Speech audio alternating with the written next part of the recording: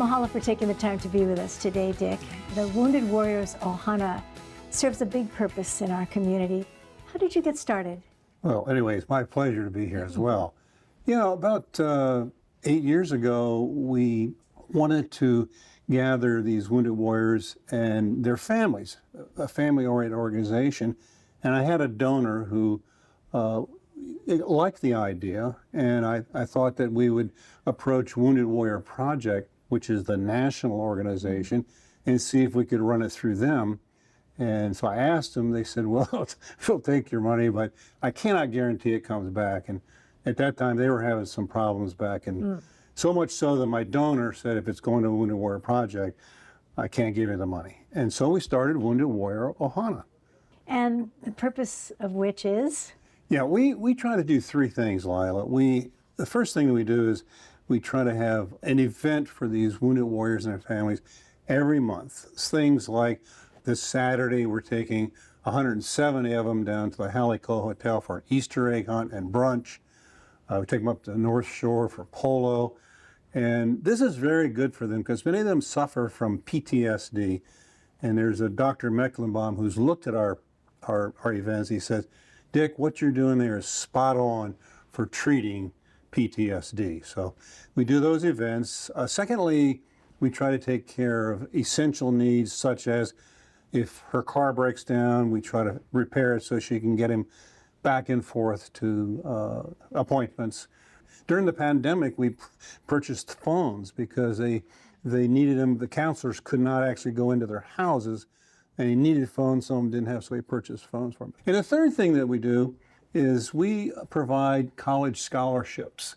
We always did it for our Gold Star families, which are the fallen, but now we are giving scholarships to the Wounded Warrior children as well. So those three things, the events, the essential needs, and scholarships. So the Wounded Warriors are veterans who have been injured, or is it anyone who is currently in the military?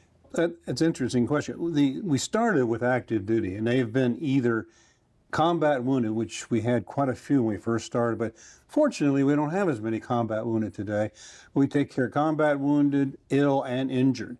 And they're active duty folks, Army, Navy, Air Force, and Marines, and they're in these transition units such that hopefully they'll transition back into the service, but if not, transition out. They have different names and different services, but they all essentially do the same thing. We started there because there's easy access, we knew who they are, but now we've gone on with a little more money, resources. We're helping VA people who are separated but being treated by the VA. So you get the referrals and you have the names, and then once they're with you, it's a community. Yes, that's why it's a ʻOhana. And in addition to the scholarships and the essential needs and activities, what else happens when you get together? Well, what I watch is, and I like, is the children having fun they wouldn't otherwise have. It's heartwarming.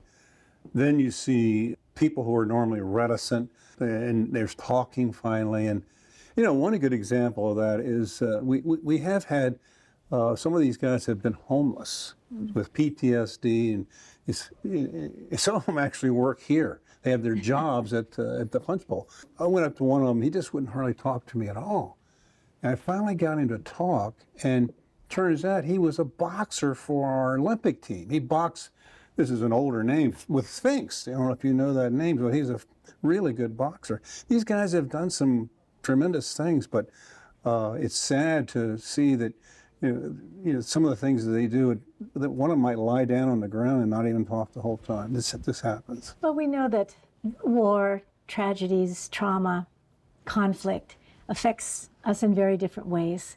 And what touches me about your organization is that, yes, it's focused on those who have internal and external wounds, but also looking toward the future. I saw also we've got a high school chapter of Wounded Warrior ʻOhana who's actually doing this event on Saturday, Raiders for Wounded Warriors. It's an organization I started when I was at ʻIolani. I'm a kind of guy who starts it, but now it's got the lady who's running, it's dotted every I and crossed every T, and they're doing fantastic things. They help us year round, but they're actually doing this whole event on Saturday, this Easter egg hunt. We'll have an Easter egg basket for every one of our Wounded Warrior children.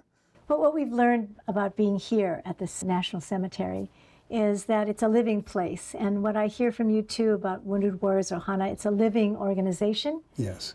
That honors the past and is looking that we never do war again. Well, I'd like to see that.